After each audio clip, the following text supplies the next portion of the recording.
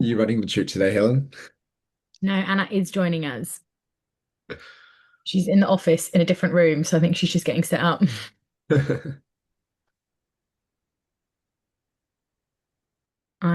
Yeah, I think respiratory is one of my least favorite topics. Although you must see, do you see a fair bit of pneumonia and things in wildlife? Yeah, a little bit. Although it's very confusing, in that I feel like there's a lot of misconceptions around it, in that Okay, what's that's primary, interesting. what's secondary, and um, Yeah, people treating things that I don't think are actually the issue. It's very interesting, though. Um, like, as in giving things like a lot of antibiotics for respiratory disease, or what? no, like detecting pathogens and then treating those when I'm not sure that.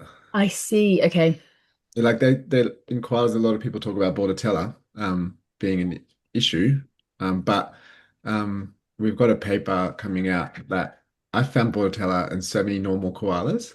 Yeah. Like I'll culture like a clear nasal discharge that will go away after a day, and that will have Bordetella in it. But everyone Okay. wants to say how like it causes these like crazy pneumonia epidemics in these like Yeah. bodies. It's Like like interpreting those can be really difficult. I reckon, yeah. That's interesting. Think that's probably similar across species, particularly with Bordetella, right? Like we know that Mm. it's more likely to cause pneumonia than any other kind of upper respiratory tract bacteria, but it doesn't mean it's going to in every patient or every dog, and its presence doesn't necessarily mean you need to get rid of it. Mm. Interesting. Mm. Sorry, I had a little bit of internet trouble. I hope everybody is well. Yeah, good. How are you, Anna? Very well. Good. Yes. Um, So today we're pulmonary parenchymal diseases, vascular diseases, which includes like pulmonary hypertension, so it's a fairly big topic, and then pleural diseases as well. And then looking back, I realised I haven't actually put mediastinal diseases anywhere. So there is like a fair bit to talk about today. Um, does anybody have anything they kind of like want to unpack, or do you want to kind of work through some cases? I've got a bunch of radiographs we could go through as well. Oh, that sounds fun. Yeah. Did you have any ideas, Helen, for? Um, I think cases or radiographs sound fun. Because my approach would probably be a little bit more boring, as in discussing like approach to a respiratory distress patient, um, like localization of where you think the disease is. I don't know if that's a bit too basic, or if that sounds fun, or we could incorporate that in. Well, I think that's a really good approach. If we put a radiograph up, then let's kind of localize from there and do it in a kind of case-based way. So let me just jump in and find this file. I really hope that it is actually on this computer because it would be a shame to have said I have radiographs. Oh dear.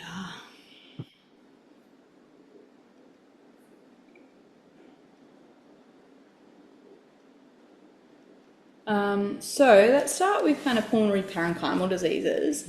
If you guys just kind of work through like a really quick damn it, like what sort of differentials are there for pulmonary parenchymal diseases while I get this set up.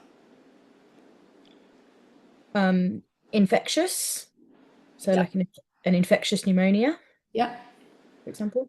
And we're sort of talking about pulmonary parenchymal diseases rather than airway diseases. Do you want to kind of get a little bit more granular on like what sort of infections might be more likely to cause a parenchymal or interstitial inflammatory change rather than a airway inflammatory change? Something like heartworm, Yeah, cool. like parasitic. What about like aspiration versus hematogenous pneumonia? Um, I would have thought both would still be classed as would still cause like parenchymal disease. Yeah, and that's the Um, definition of pneumonia, isn't it? Once it's in the actual yeah, parenchyma. Yeah. yeah. But I guess there's kind of the differentials that might, or the like etiology of both of those forms of pneumonia might help you with like looking at a radiograph. Oh, yeah. I think I found it. Or for like the distribution of where your Yes, that's what I'm radiographic talking changes about. are. Yeah. Yeah.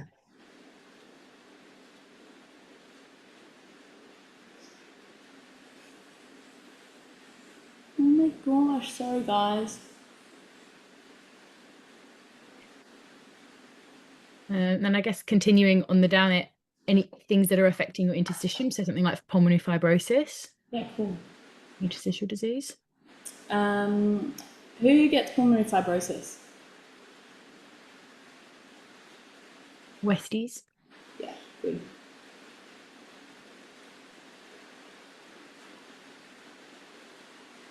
Um, my documents folder has disappeared. Anna, I think tech just doesn't like being around you sometimes for some reason. Honestly. I know. You're so low tech. Yeah. Okay. If you can keep working through that, damn it. So Westies predominantly with pulmonary fibrosis, but actually Staphy's in Australia. Oh, that's interesting. Yeah. So it's one thing to like. It's really rare, but there are quite a distinctive kind of lung sound on examination, and Staphy's not a dog that we typically associate with like chronic bronchitis and other airway diseases. So lung sounds are typically quite clear if you can hear over them. Like, yeah. Yeah. But yeah, it's kind of sounds like Velcro ripping. Oh, that's interesting. I've only ever seen it once. It gives you an idea of distribution, like how often it happens. But And really harsh lung sounds. yeah. Yeah. Does it have to be quite severe for you to auscultate it? Yeah, and in fact, the one that I diagnosed wasn't there for respiratory disease. That was just it's normal. Like it actually had normal gas exchange. I'm sure it was reduced, but it was a very functional dog, and it was there for something completely different, like a mast cell tumor or something like that. Interesting. I don't know if anyone else had any that they want to go.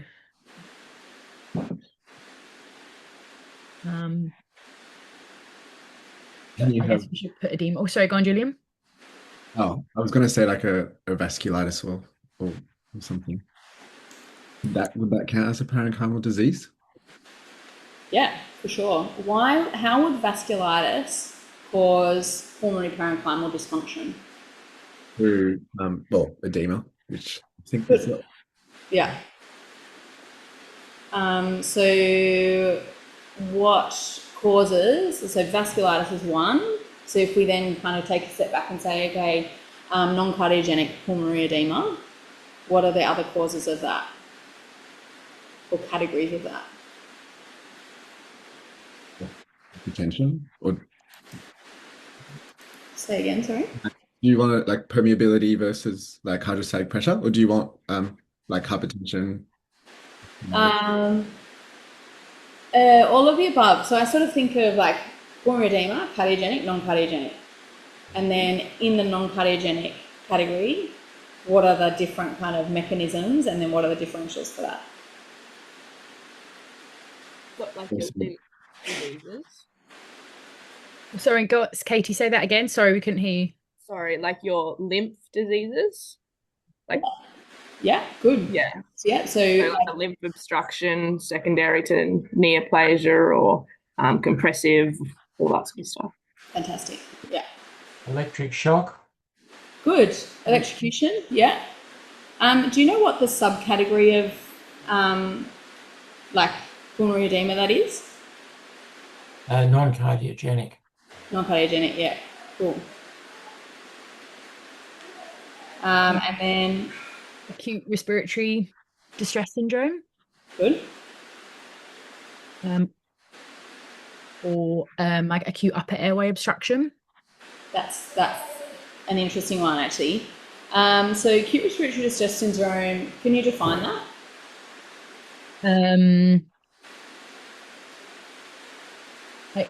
I think I can't remember exactly the pathophysiology, but like acute severe inflammatory response in the lungs causes like increased vessel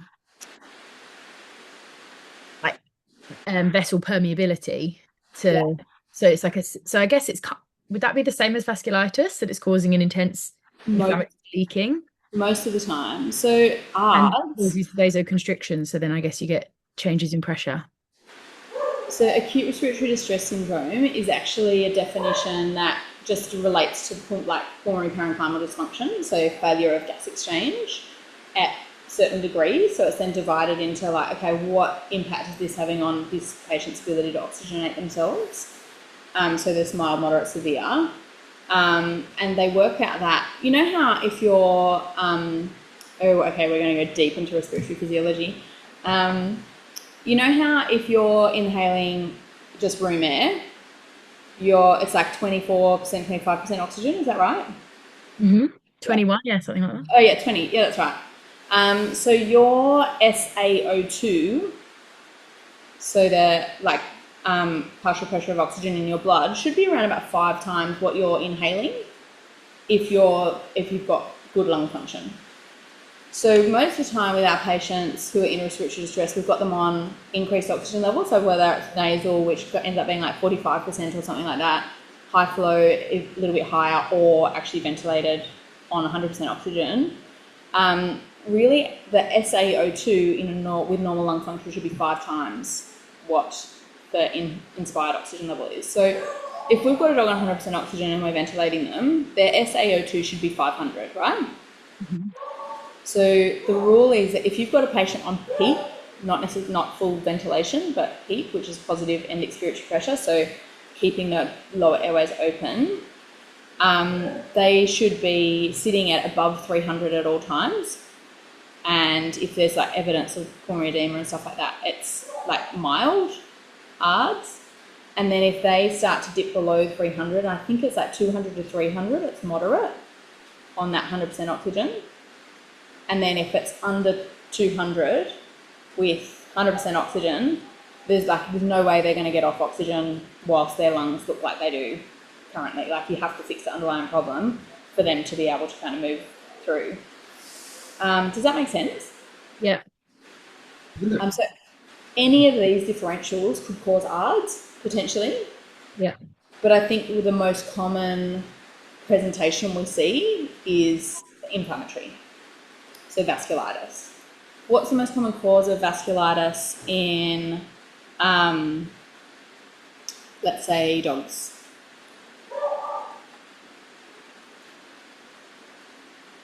Immune mediated? What was that? Tell me again. Is it immune mediated? No, it's not actually. Not most common, but that's a really good differential. Anything that causes like systemic inflammatory response, like a severe pancreatitis, or is that too broad? Pancreatitis is the most common cause. Okay. Because pancreatitis happens commonly, and it's the most common cause of systemic inflammatory response syndrome.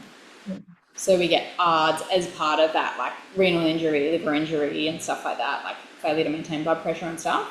But by far the most common cause of dogs in respiratory distress that I've seen from systemic inflammation.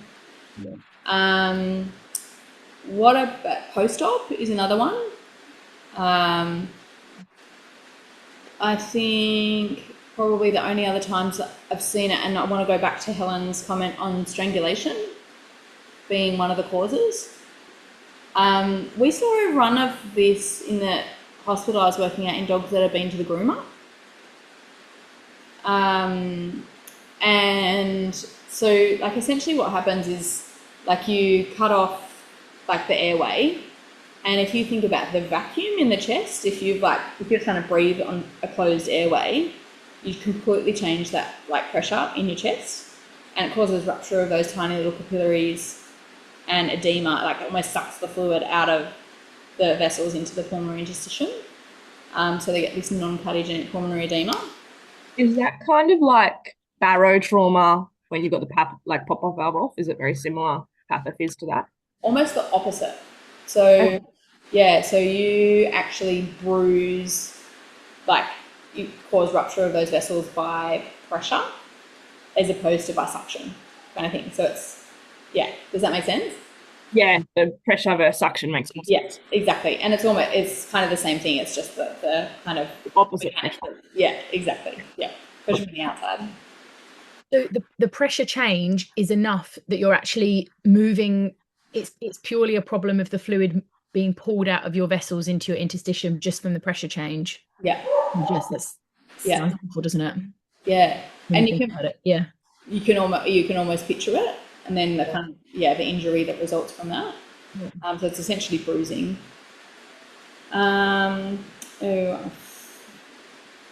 Okay, so that's kind of the most of the cause of non-cardiogenic edema. We spoke about electrocution. We haven't spoken about seizures. It actually falls under the same category as electrocution. It's called neurogenic edema. And it's really rare in my experience. It's sometimes I've seen a few sort of non-cardiogenic pulmonary edemas with no history that we couldn't work out why, and they probably had a seizure. Is that anything to do with pressure changes while you're seizing, or is that more to do with like release of inflammatory cytokines? Can't remember. If someone wants to Google it, that would be very helpful.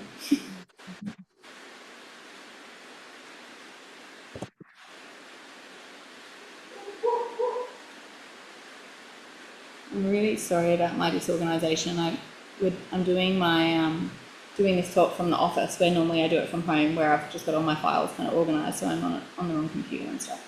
This is interesting. It's thought to be during a seizure. It's thought to be due to rapid, severe catecholamine release, resulting in a sympathetic storm, causing vasoconstriction and changes in pressure in your pulmonary circulation. Oh, right. So it's another change in pressure mechanism, essentially. Yeah, interesting. Okay. Oh, gosh.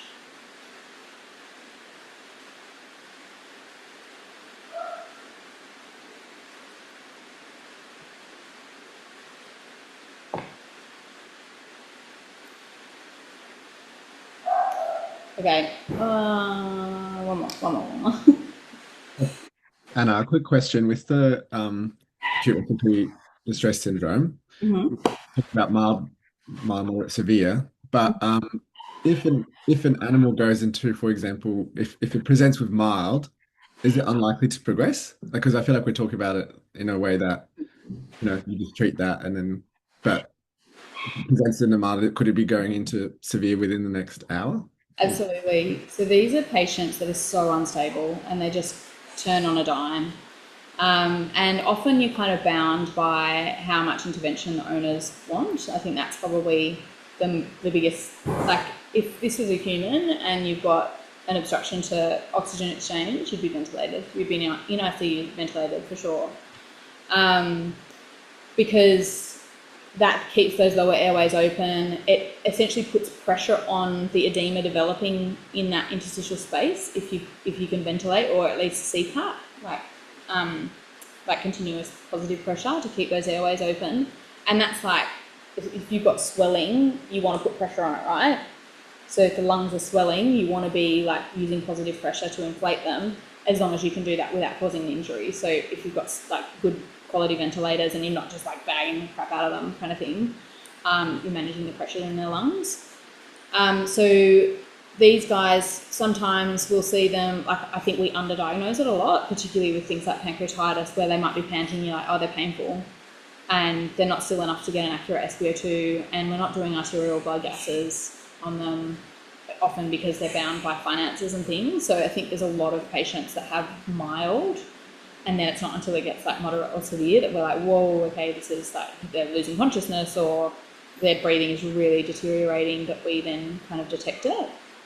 And often they're the ones that I think particularly in general practice, you sort of go, oh my gosh, they just died. Like, I didn't see it coming, but how does pancreatitis cause death? It's systemic vasculitis and organ failure, right?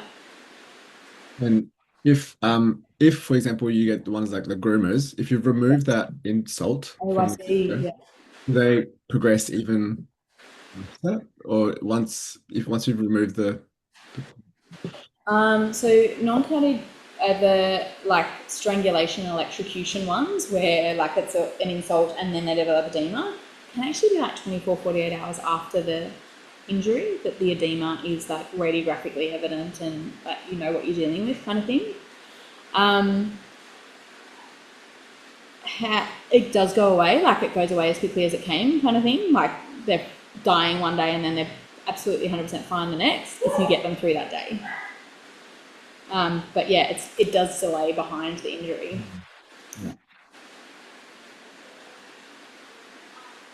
I'm just going to mute myself while I get this computer linked up. Hang on. I think on Anna's point, Julian, we've seen a couple of really severe pancreatitis patients recently being managed in general practice that had respiratory distress and acutely got much worse, that was suspected of probably throwing a clot to their lungs, because some of them did have like evidence of like a pleural effusion or non-cardiogenic pulmonary edema, but a couple of patients I'm thinking of got significantly worse acutely, like quite severe tachypnea and dyspnea, and one of the radiographs looked completely normal, and one of them had like a slight area of sort of hypolucency that you could maybe convince yourself, and those patients would have needed referral really, and probably advanced imaging. But I remember Anna once saying to me, which I really like if your radiograph looks too boring for how like severe the respiratory distress you're seeing is, like think PTE. And so I think that's an important point for those patients that kind of got a little bit more stable with their respiratory disease and then absolutely crashed and burned, that we suspected had thrown clots, was an important thing to just like keep on our radar for them, or not get tricked that you think they're doing better.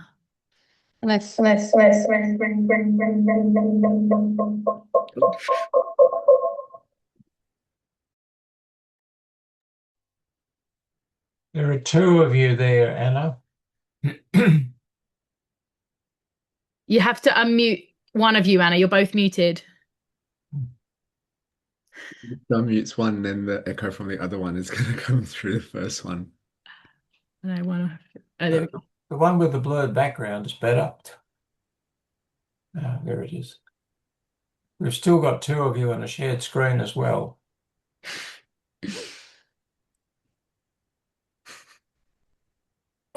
Isn't that better, Jeff? Yeah, that's better. Yeah, we've still got two of you though. No. Well, you're just gonna have to deal with that. Is that echoey for you? Not now. Yeah, you're still echoing. It was reverberating. Annoying. Okay, I might log out of this one.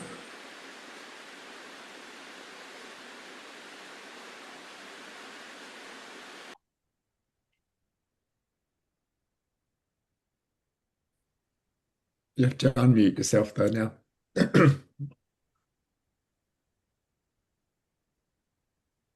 Okay, I'm nailing this. Sorry, guys. Okay, can you still see my screen? Yep. Yeah. Cool. Amazing. Okay, so let's sort of just go through these radiographs. We've kind of done a little bit of an overview of the different forms of like pulmonary interstitial disease. And these are just a few like radiographs that are kind of randomly selected from the archives that I just want to talk about, because it will then lead to conversation around like what sort of disease we're dealing with. So can somebody describe these radiographs to me?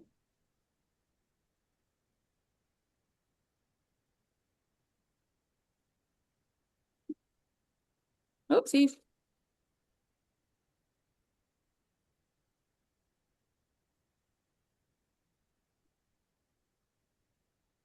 Does anyone want to have a crack? You've got me on my worst part of the body. Respiratory is like a nightmare. I feel like, do you have a little bit of a diffuse, maybe like a mixed interstitial alveolar sort of pattern there? Yep, that's exactly how I'd describe it. And then I feel like there's potentially very mild dorsal deviation of the trachea, kind of near the apex of the heart there. I probably want to know what your vertical heart score or your can't remember the other score that we do in cats these days. Is it the ventricle score? I don't actually know, to be honest. I still do vertebral heart score, and then I send them for an echo anyway. But yeah, um, so and maybe it's a bit worse in the cranial lung lobes, but that's how I would describe it. But I could be very wrong. I think that's a really good description. So when I do radiographs, I always say, okay, skeletal system, like all clear-ish from like my assessment, and I'm not very good at joints. A visible abdomen looks normal, like the liver doesn't look excessively enlarged to me. You see some gas, but not a ridiculous amount of gas in the stomach and intestines. And the animal's in kind of reasonable body condition, like it's not overly thin, not overly fat. And then I kind of look at the airway and say, okay, trachea is the same length the whole way along. I can see bronchi, the cranioventral bronchi coming down, and they are tapering nicely. So I'm like less concerned about airway disease, not that you can kind of rule it out. And then I look at the heart, as you did, and I can't see like overt left atriomegaly. I think the trachea maybe is a little bit dorsally deviated. But I can't see. Can you see my cursor? Yeah, we can. Oh, yeah, cool. So typically when there's left atriomegaly, we see left ventricle, left ventricle, left ventricle, and then like quite an acute sort of change in the pitch there. So there might be a little bit of left atriomegaly here. Full disclosure, this is a 3-year-old cavy. So could easily be left atriomegaly, but this is not reported to have a murmur. And then I'm going to look at the pulmonary parenchyma, because I actually think that's the hardest part to look at, so I leave it to last. And I completely agree with you. There's like fluffy alveolar interstitial pattern that appears like quite evenly distributed. Like I wouldn't say perihilar specifically or cranioventral. Why is distribution important? It can help you identify potentially the underlying pathology. Yeah. Like if Yeah, you've got aspiration pneumonia, your Cranioventral. Yeah. ventral area is probably going to be worsely affected then. Yeah. But it also depends on potentially where it happened, what position they've been in. Yeah, totally. Yeah. So, for example, a dog that was lying on their back for a surgery that refluxed and aspirated during surgery, the distribution is going to be quite different from a dog that was swimming with a ball in its mouth, for example, as the cause of pneumonia. So typically aspiration pneumonia affects the gravity-dependent lung lobe. So we'd see a lobar sign typically that correlated with the right middle lung lobe, or like caudal aspect of the cranial lung lobe, so the most commonly affected. I'm just going to switch to the next one because we do have another view on this dog. So 3-year-old puppy presented with acute onset respiratory distress, lethargy, not wanting to eat, basically. Do you reckon, are you getting any more information, or are you kind of more convinced about any of the findings with this view? I think this view makes it a bit more obvious that the distribution is fairly everywhere. Isn't it? It's right out to the periphery. And there's actually not that much that causes that, like a really even kind of distribution like that. So having looked at this and talked about the different differentials that we might be seeing with a interstitial lung disease, what differentials are still on your list?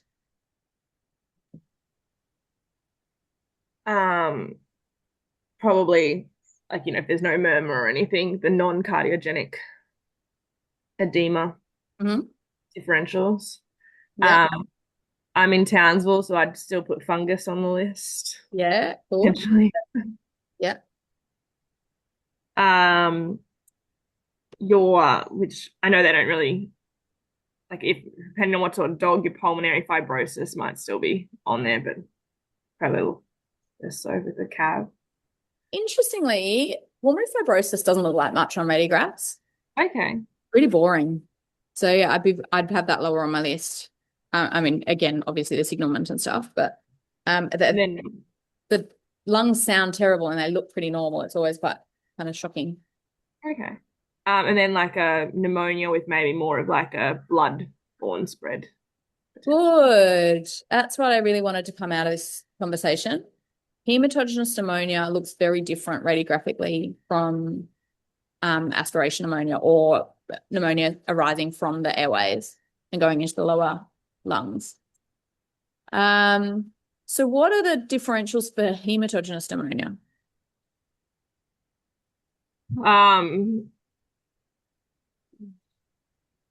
Probably like sepsis from anywhere. Yeah. Pyelonephritis. Like, Mhm. is that what you're kind of looking for?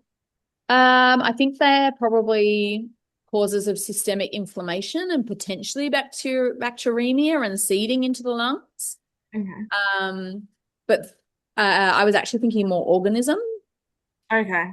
The fungal you mentioned, like that distribution is quite diffuse, and therefore fungal should probably be on the list. Yeah. Is there, And I can't give you organisms on the top of my head today. They're not there. no, that's all right.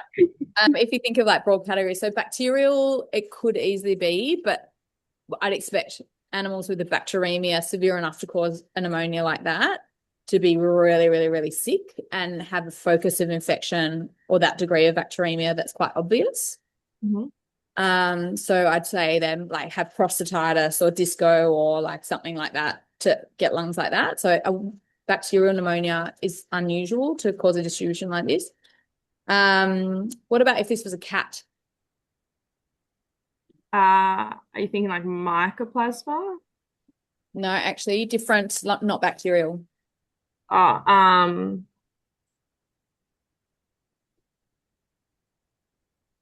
are you thinking like FIP? It could. FIP is a good one actually. So mechanism being vasculitis and then a like kind of perivascular edema sort of thing. Like, yeah. So that's one differential. It's actually another category. Yeah. Is it fungus or are you thinking more protozoal? Yeah, that's what I'm thinking. Toxo. Yes, very Yeah. good. Yeah, excellent. Thanks for saving me there, Helen. That's all right. I didn't want to interrupt because I was like, you're going to get it. So the one of the only times I've seen lungs like this is in protozoal pneumonia or pneumonitis. So I've seen a dog whose lungs look like this with Neospora, and I've seen cats with like systemic toxo whose lungs look like this. Now, interestingly, we got diagnoses on one of the cats by doing a lung aspirate and on like a little bit of under ultrasound guidance on a little bit of consolidated lung that was just right at the periphery. When I say we, it was somebody else, and I always thought, oh, what a valuable like diagnostic tool, but it always makes me a little bit nervous when they're already in respiratory distress, they're breathing fast, you're sticking needles in there, which probably means like the lung's going to go like this against the edge of your needle. But there are reports saying that's quite safe, and it's probably safer than a BAL when I kind of weigh up the options here for diagnosis. So I don't think it's a bad option just to have in the back of your mind diagnostically.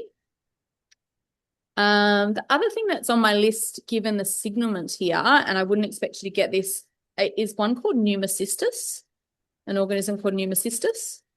So this is a 3-year-old cavy, and they have a predisposition, like a genetic predisposition to infection with pneumocystis and pneumonia caused by pneumocystis.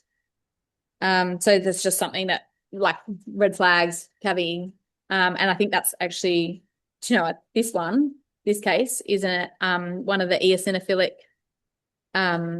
airway diseases that we talked about last week, last tutorial.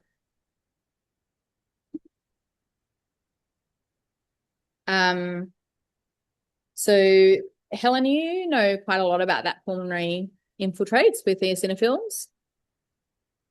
Yeah, that's an interesting radiograph of Isn't it.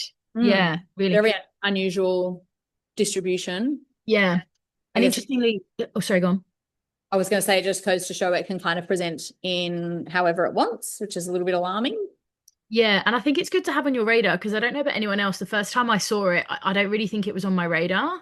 It was a young dog, like very acute onset, quite significant tachypnea and dyspnea, but I wouldn't say the dog was systemically unwell. Like it was still eating, kind of running around tachypnic. And I took the radiograph before I had the CBC and had that same sort of very quite severe sort of patchy change. Um, there wasn't anything in the history to kind of suggest a non-cardiogenic cause of pulmonary edema. And on the CBC, the eosinophils were 16, which is what kind of made me think that that's the most likely. And I guess you're not always in the fortunate position to have like such profound peripheral eosinophilia with it. But I guess it's important because obviously that's treated aggressively with pred rather than an infectious workup. I think Yeah. it's on our radar. But I mean, and it is an interesting, because that's exactly right. The textbook says eosinophilic, treat it with pred.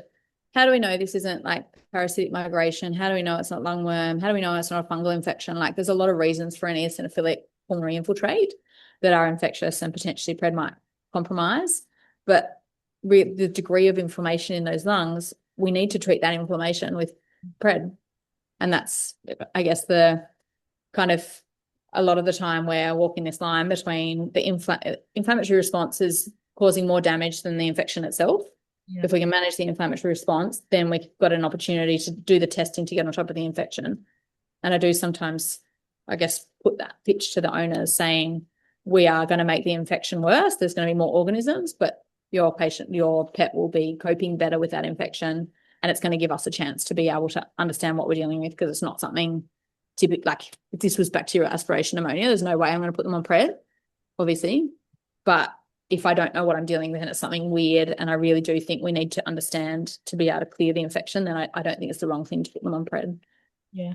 And I think that dog with the eosinophilic bronchopneumonopathy got better so quickly with steroids, which in itself was a really nice way of saying we're going to monitor him really closely on steroids. And it was quite an amazing improvement. Yeah. Which was very cool. So were you planning on doing BAL later if No, I did a BAL as well. Yeah. And was that and a heartworm test also in Sydney, so I think we're lucky because I don't feel like we see a lot of fungal disease, and I probably more because you're good and wonderful. But I think Katie's probably in a harder position if you're somewhere quite tropical where you do see a lot more weird and wonderful things like that. And did you see, was it the report was like very eosinophilic? Yeah.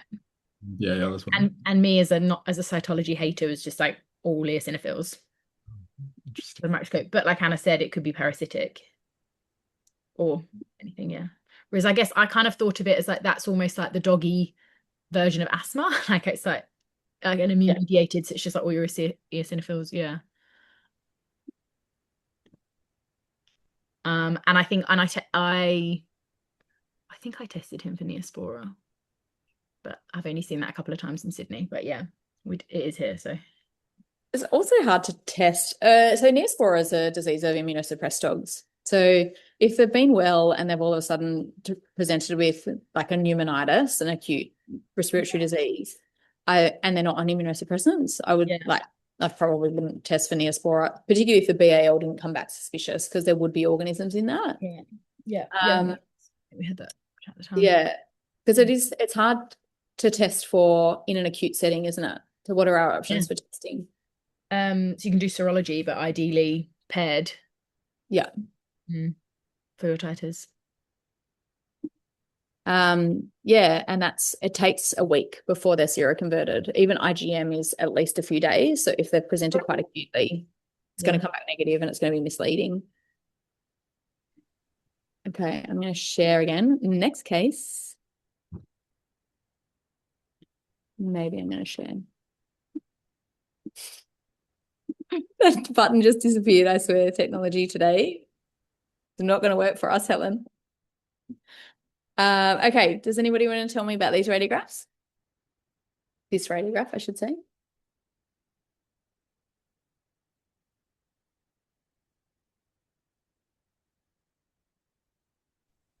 Can you make it full screen, Anna, so we can see closer? I hope so. Cool. I think if you press, oh yeah. Is that working for you now? Mhm. Okay, amazing. Well, the interstitial pattern. Mm-hmm. The right side of the heart is obscured. Mm.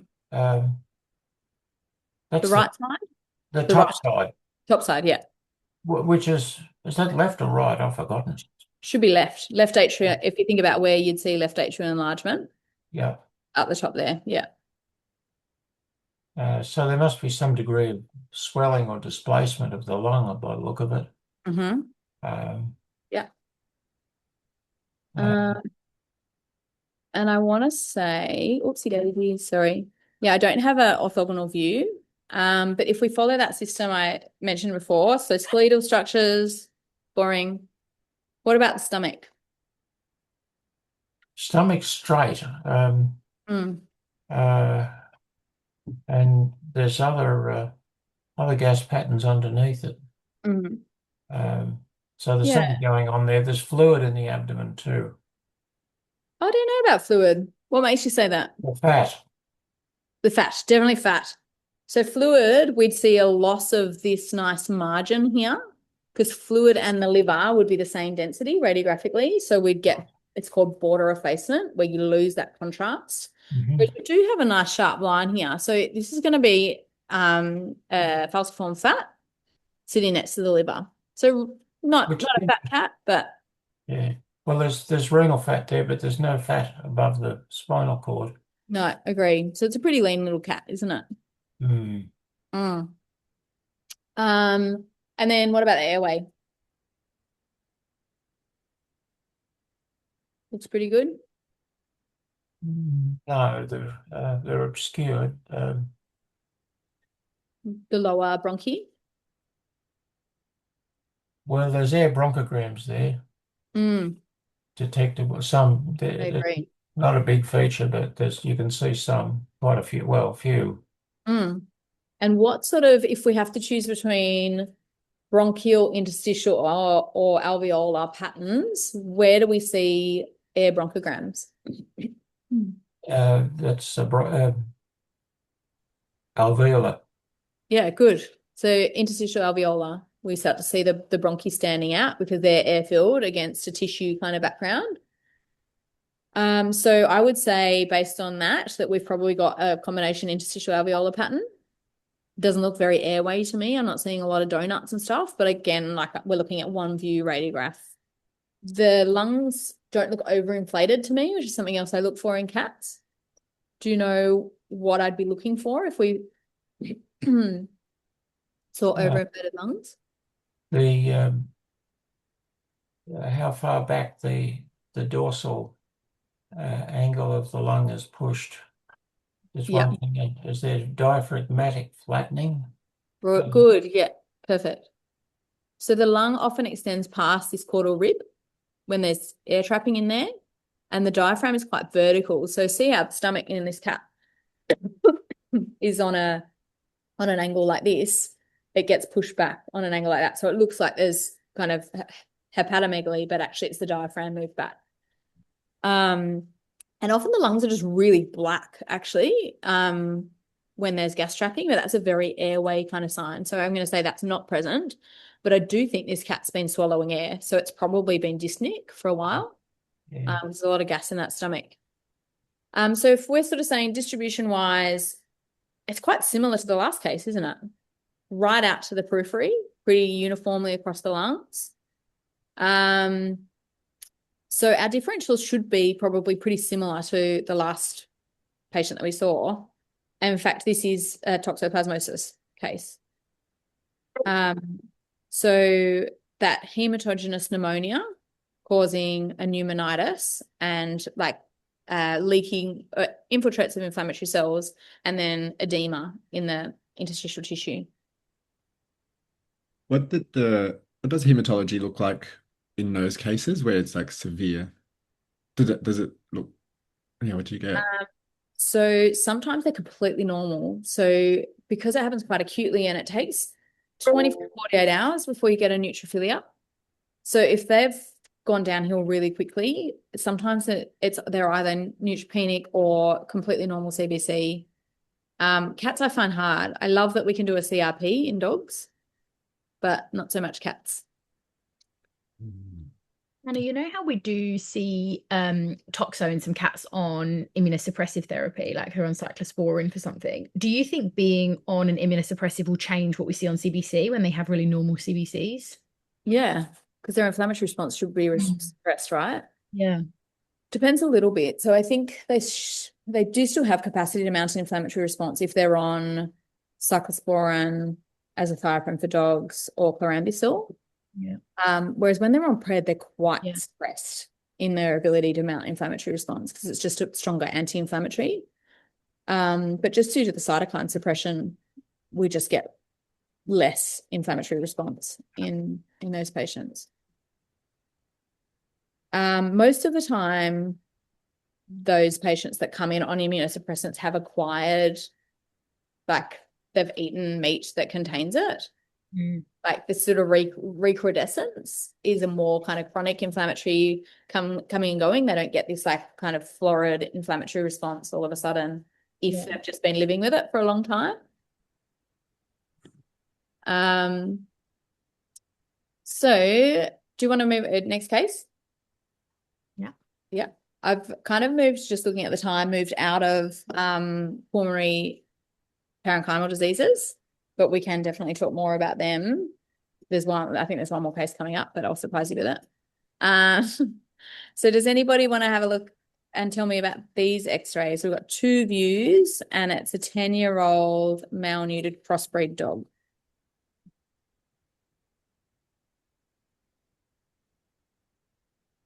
I mean, I know that you want to have a systematic way we're going about it, but there's something in mediastinum. But then if you go back, Great. skeletal Yeah. looks okay. Your liver, abdomen looks okay. Mm-hmm. And then the heart seems okay, but it's, I guess, a very short, boxy dog. And then, yeah, stating the obvious, I feel like there's caudal displacement of the trachea with a opacity right underneath. Good. That's on the lateral view. This bit. Yes. Does everyone see that? Yeah. And then I actually find it quite hard to see on this view, but I'm pretty sure that's it there. And looking at what makes you said it's got a mediastinal mass. What makes you sure it's mediastinal rather than pulmonary parenchymal? I cannot remember what we meant to say, but is it because of the VD and how it's within? I can't remember how you talk about it. So it's essentially what you can see coming off the edge of the mass kind of thing. So a pulmonary parenchymal mass is surrounded by air. So there's no like kind of effacement with any other structures, if that makes sense. So if you look at this here, we can see like soft tissue being kind of bridged on this side and this side, presuming this is a round mass. It's within the soft tissue rather than within an air-filled structure. Does that make sense? So if we were seeing a solitary round mass, so for example, if this was sitting a little bit lower in the mediastinum and there was air-filled lung kind of like coming up against the mediastinum above and below it, I'd probably say I can't say whether it's pulmonary parenchymal or not. But because this is sitting in the soft tissue under the trachea here, we can say pretty convincingly it's within that tissue. So not within the air-filled space. And then same thing. So if you think about the pleura kind of starts at the cranial thorax and goes down around the esophagus, got the esophagus and trachea loom in the middle, goes around the heart and then comes down to the caudal thorax. So again, we've kind of got bridging here where we can't really see, like we can see a bulge, but we can't see the continuation of the roundness there. We can see that it's kind of bridging that soft tissue, that pleura, and then it's going around the heart. So we can say pretty convincingly from this radiograph, it's not a big mass, but it's almost certainly a cranial mediastinal mass. I think this is a good example of how subtle they can be, and I'm like impressed that you picked that as quickly as you did. They can be quite small and not necessarily butting up against the chest wall, which makes it very hard to get samples and understand exactly what you're dealing with. What are the differentials for cranial mediastinal masses? Well, thymoma would be one of the big ones. For sure. And they tend to wrap around a whole lot of structures. Yeah, they can be quite infiltrative or quite well demarcated, like their behavior is quite inconsistent. What other differentials are there? Lymphoma. Lymphoma. So pretty much 50-50 thymoma lymphoma incidence of like what it's likely to be. So they're the most likely things. What else? Is it secondary lymph node spread of another metastases? Yeah, potentially. Exactly right. Yeah. Anything non-neoplastic? Yeah, it could be like an abscess or a granuloma Good. Yeah. Anything congenital? or a hematoma, Yeah, good. Be unfortunate to get wouldn't it? a trauma there. I was thinking more like a rodenticide or something weird. Yeah. Yeah, it Be could somewhere actually be, for Yeah. sure. Yeah. Yeah. You say something congenital. Mm.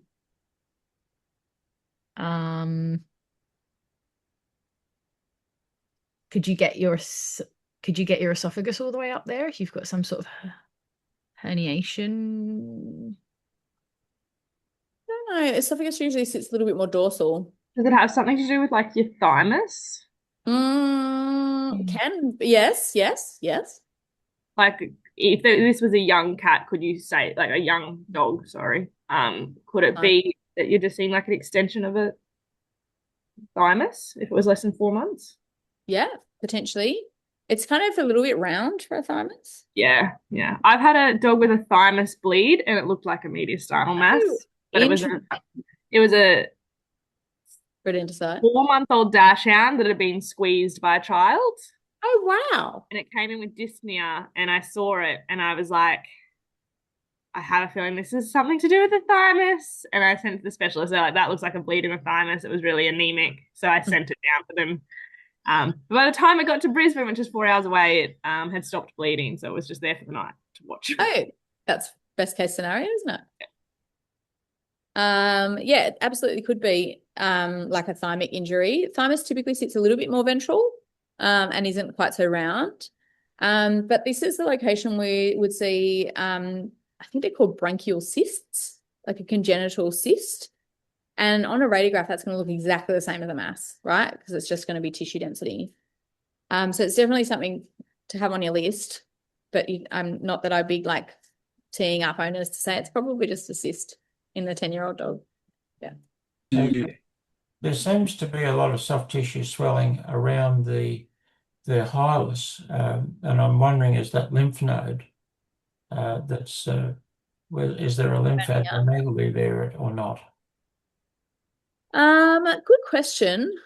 I don't know if I can appreciate the swelling there. So I think the left atrium's not enlarged because I can see this nice smooth line between ventricle and atrium. I think there's always a bit of a mess of blood vessels here. Yeah, dorsal to the corona. Here? Yes. Yeah. I think that's just vessels overlying aorta.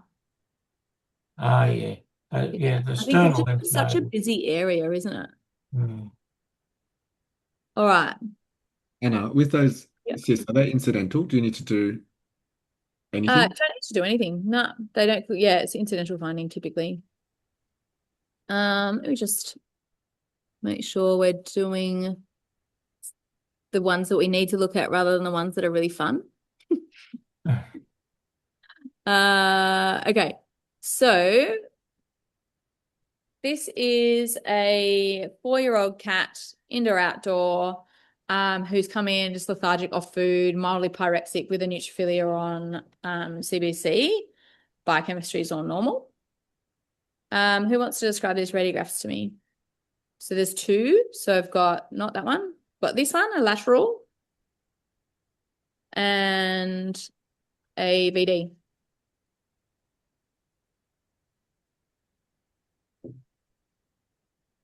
I'm happy to. I think I haven't. I think Yeah, everyone else has stepped up. Can I do the lateral, please? Can I look at the lateral, please? Yeah.